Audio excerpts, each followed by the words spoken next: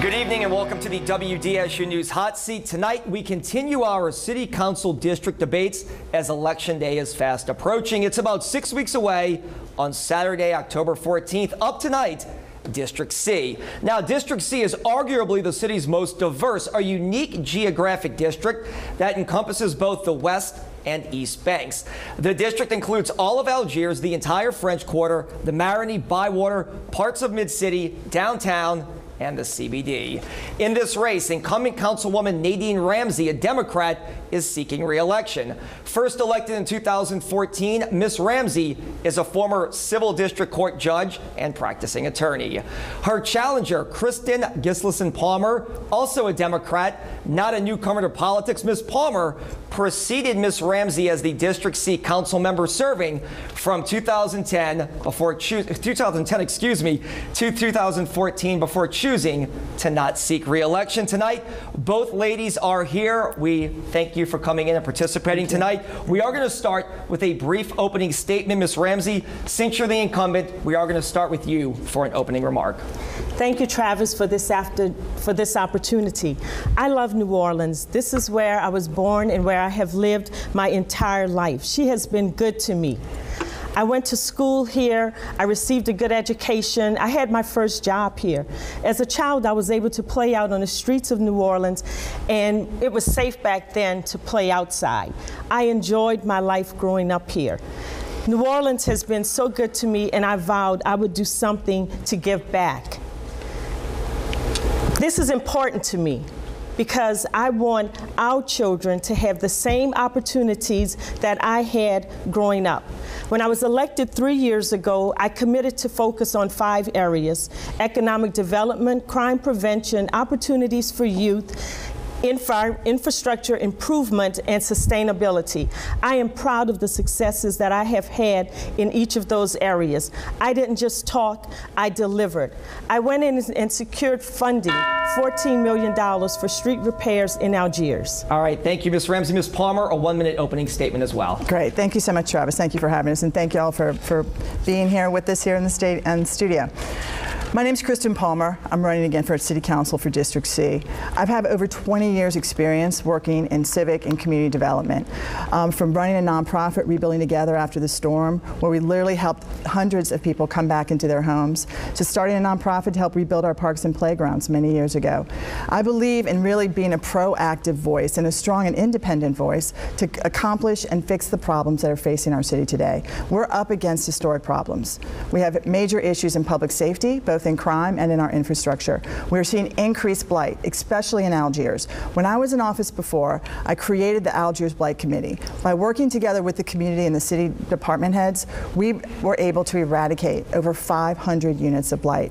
It's that kind of partnership and that kind of drive that we need moving forward, especially someone that has both the nonprofit skills, municipal skills, and the for-profit world. I can bring all different folks together to really accomplish these problems. Thank you very much. Let's just jump right to the questions. Hurricane Harvey caused great concern for this area. Cars filled neutral grounds one day last week. Schools were closed and city buildings were shut down. Ms. Ramsey, this question is for you. Why did it take a flood on August 5th for the city to discover the major problems with the pumpage and drainage system? You have 2 minutes to answer that question. Yes, obviously, Travis, there was a systemic failure from the top to the bottom. We have addressed those issues partially with the appearances before the City Council. I asked the hard questions. What happened? We were not told the truth. Now, I do chair the Public Works Committee for the City Council. We do not have oversight over the operations of Sewage and Water Board. When we did have oversight over the operations of Sewage and Water Board, my opponent removed 3 council members from the board. So as chair of Public Works, they came in to the council, they made their benchmark reports. We did not supervise the operation. However, having said that, it's now for strong leadership, and I'm stepping up to the plate to say I will serve back on the Sewage and Water Board. I'm going to take a lead in making sure that the lies and inaccuracies that were presented to the council, that it doesn't happen again. I'm working very hard to make sure that that problem is corrected. Ms. Palmer, your question kind of deals with her answer. You were a city council member and on the Sewage and Water Board. When the mayor made the decision to remove council members from that board, did you support his decision back then, and do you still support that decision to not have council members on the Sewage and Water Board? Well, let's be clear. When I went on the council was in 2010. There was a big referendum and a big issue citywide in terms of how to reform the Sewage and Water Board. If you also remember back then, we had epic leaks in our water system. And this is, as you know, Sewage and Water Board has it deals with 3 different systems: water purification, water delivery, and the pumping. We were poised to really deal with all of those issues. And one of the things that the Business Council wanted, one of the things that the civic and community leaders wanted, and politicians, and we all ran on this issue, was to depoliticize Sewage and Water Board. So yes, absolutely. I was one of many council members and one of many people within the community to try to reform Sewage and Water Board. And they felt that the very first step of that was to reform the board and to ensure that it was professionally based. I think now we absolutely have issues with that. The mayor is the #1 shareholder. However, I think it's disingenuous to say that the city council does not have oversight. My opponent is chair of Public Works. I think you have to hold people accountable. We did that very well during Isaac, and afterwards holding Entergy accountable, which is why they put forward an app, which is why they became very responsive.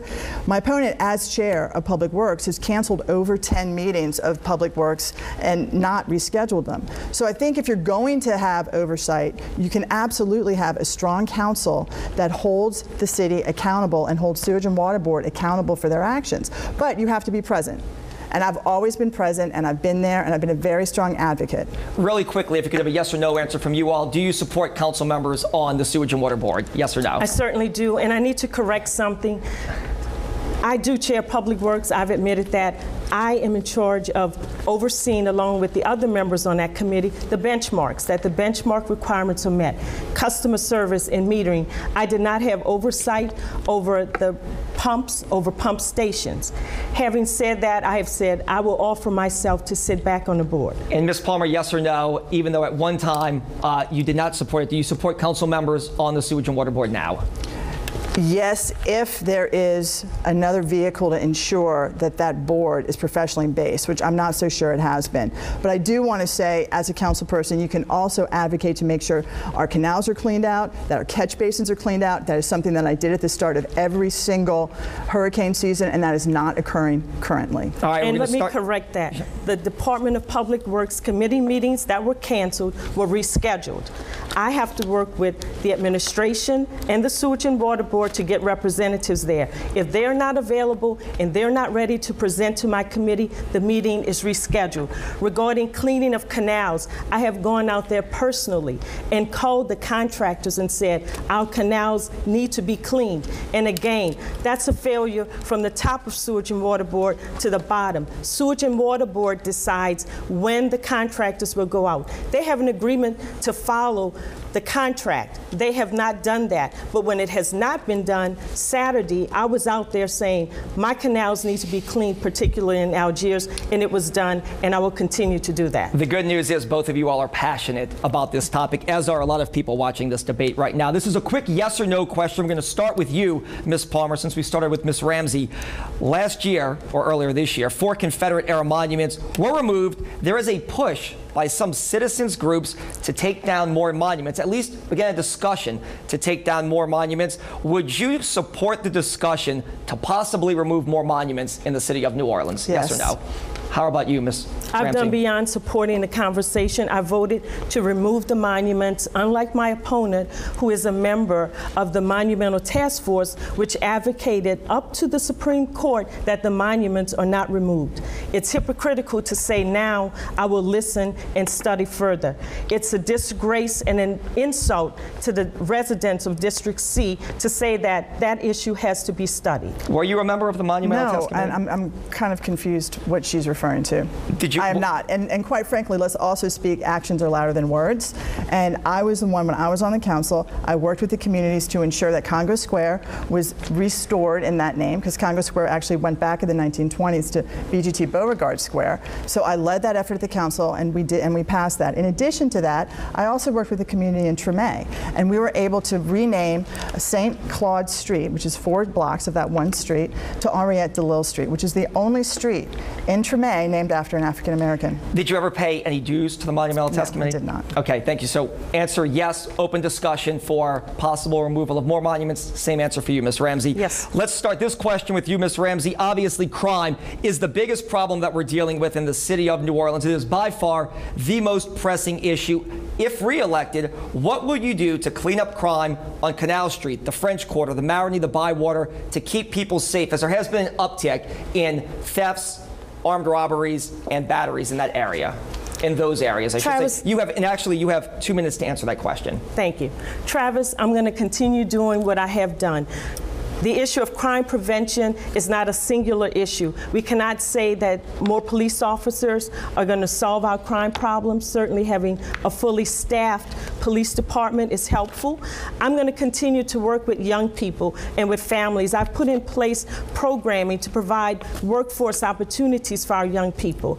I'm going to support families. I created a committee on the City Council, the first of its kind in the history of New Orleans, which deals only with young people and their families. And as a result of the work of that committee, we are now able to put high school students in and train them for high-tech computer and science jobs. I'm going to continue what I've been doing. 2 very successful gun bag programs that I've done in Algiers and St. Roch, football camps that I've done. Just continue to providing opportunities for young people. I supported pay raises for our police officers. I have supported a change in classification, which will certainly help the leak that we have with not being able to retain officers. So I'm going to go back and just finish doing what I have done.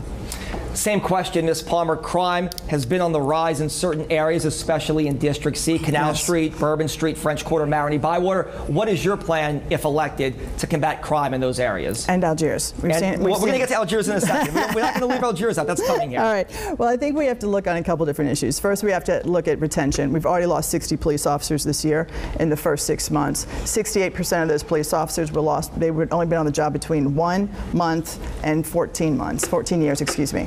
That really shows that we do not look at that as career advancement. I'm absolutely supportive of the pay raise, but also we need to have testing so that our police officers can look at this as a career. We all know we need more police on the ground because we do know one of the effective ways is community policing. We cannot have good community policing if we don't have enough police officers. So we need to focus on that, and that will help with retention as well. In terms of recruitment, obviously we've not had a recruiting officer, as we all know, for 4.5 months. We have to have a redirected focus from the council and the administration on our recruiting efforts. We've had over 800 people pass the test, but there's a bottleneck in terms of background checks. So we really need to ensure that we're working very hard and diligently, and maybe even have third parties come in to assist in these background checks. You brought up Algiers. This is the next question. In 1 minute, what is your plan for the 4th District? A lot of people in Algiers feel that it's somewhat left out. How do you get more officers and more patrol cars into the 4th District? 1 minute to answer that question. And who do you want to start with? Start with you, Ms. Palmer. Well, again, first we need to address the issues of retention and getting more police, right? That's only part of the issue. We're also going to have to use technology in order to ensure that we still have good patrolling to exist as we are building up our police force. I think we have to look at license plate readers. Those have been very effective in other areas. Because of where Algiers is, that would be effective.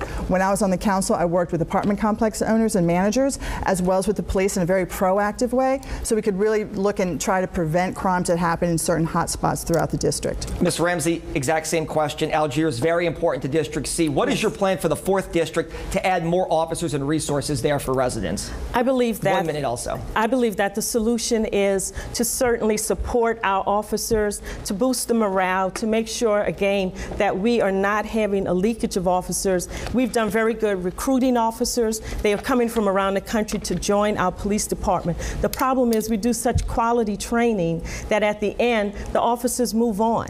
Our pay is competitive, so I believe that we need to work on continuing to boost the morale. Certainly people want to see more visible officers. They want to see proactive policing. We have a great 4th District. I work very well with the commanders, with all of his staff, and they've done an outstanding job. The resources they are lacking, we have to stop the leakage of officers.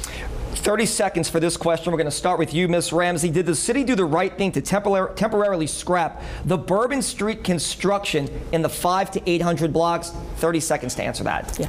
We met with the French Quarter businesses. My position was that I would take the Band-Aid off later, just let it rip and take the pain all at once. The businesses, and I recognize their position, is that they needed to stop. They were having severe income problems at these early stages because the contractors were not moving fast enough.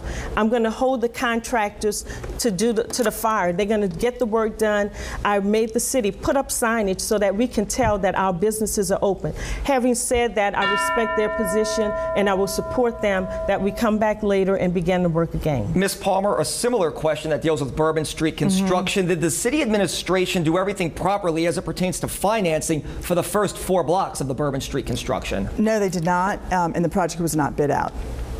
Do you have a problem with that if reelected? I absolutely have a problem with that. I think everybody knows how difficult any type of engineering project is going to be when you look at streets in the French Quarter, especially with the age of them and how there's been such a lack of infrastructure repairs. When I was on the council before and we had the Paths to Progress, my office worked very closely with the community and the businesses and also the engineers that were doing the project, and we met regularly to ensure that these projects were done quickly and on time, which was very important, and it was also accessible to the businesses. Let's start quickly, another 30-second answer. We're going to start with you, Ms. Palmer. Yes. It deals with short-term rentals. Is that enforceable in District C, and how does the city better regulate that? Right now, I think it's too early to tell. I know there is a department within City Hall that's working on it. However, there have been a lot of unintended consequences in our neighborhoods, and we do have to look at deeper enforcement. The moratorium in the French Quarter has created unintended consequences in terms of really a lot of our neighborhoods now are seeing an increased pressure from short-term rentals, which has led to the unaffordability of many of our neighborhoods on the East Bank. Ms. Ramsey, similar question dealing with short-term rentals. 30 seconds. Does the city have enough inspectors and enough teeth to really enforce the new laws on the books? I think it's very early, and that we certainly put in place limits on short-term rentals so that our residents can still afford to live in the houses that they grew up in, that they can feel safe and comfortable in their neighborhoods. I led the charge to limit the number of short-term rentals in the French Quarter. I believe that a lot of residents do want short-term rentals. They see it as added income for them, their retirement income. But we do have in place a system now where they are accounted for, they have to register, and we're going to work very hard to make sure that the rules are obeyed and that they are enforced. Really quickly, in 30 seconds, Municipal Auditorium sits stagnant in beautiful Armstrong Park. In 30 seconds, what is your plan if re-elected for the Municipal Auditorium? We have been doing a series of community meetings, bringing in community leaders, neighborhood associations to decide what would be the best practices for the reopening of the Municipal Auditorium. I think that work has to continue. It's slowed down. Obviously, it's an expensive proposition. I would recommend that we put out a request for proposals and to see what is the best use for the property so that we can get it back into commerce, and certainly to make sure that our residents have access to it. 30 seconds, same question. Ms. Palmer, what is your plan if elected for the Municipal Auditorium? Same plan that I've done with other projects, especially capital projects within District C, creating a civically led group that had oversight and could also work with the administration to make sure that it was the wishes of the community and the neighborhoods in terms of redevelopment.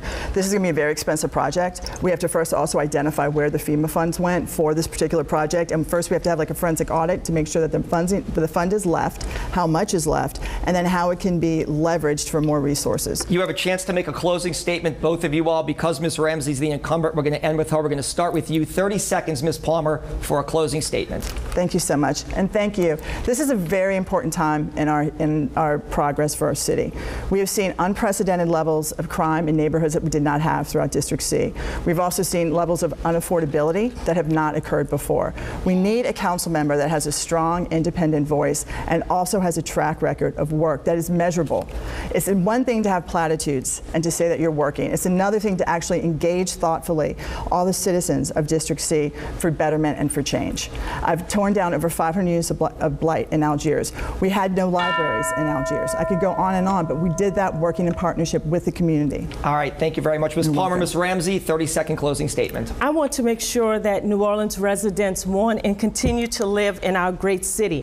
When you elected me 3 years ago, I focused focused on 5 challenges: economic development, crime prevention, infrastructure improvement, opportunities for youth, and sustainability. I didn't just talk, I delivered. I secured funding for our street repairs. I worked to end blight. I worked with property owners to get their property up to code. I had blighted buildings torn down. I worked with developers so that we could make land ready once the blight was removed. I put limits on short-term rentals.